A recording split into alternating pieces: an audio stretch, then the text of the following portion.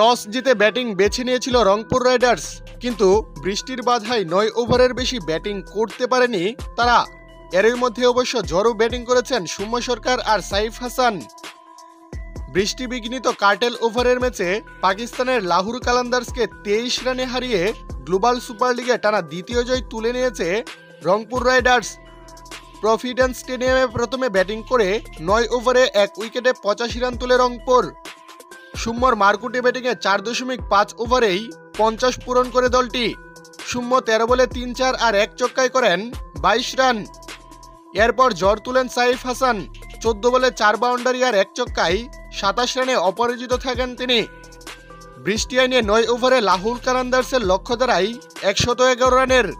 শেখ মেহেদির তুবে ১৪ রানে ৪ উইকেট হারিয়ে বলতে গেলে ম্যাচ থেকে প্রায় ছিটকে পড়ে যায় লাহোর। পরের দিকে মির্জা বাইক, টম এবল আর শেষ দিকে ফাহিম আশরাফের জড়ো ব্যাটিংয়ে আশা জেগেছিল লাহোরের, কিন্তু শেষ রক্ষা আর হয়নি। ৭ উইকেটে ৮৭ রানে থামে লাহোর কালান্দার্স। ফলে দুর্দান্ত এক জয়ে ফাইনালে চলে যায় রংপুর রাইডার্স।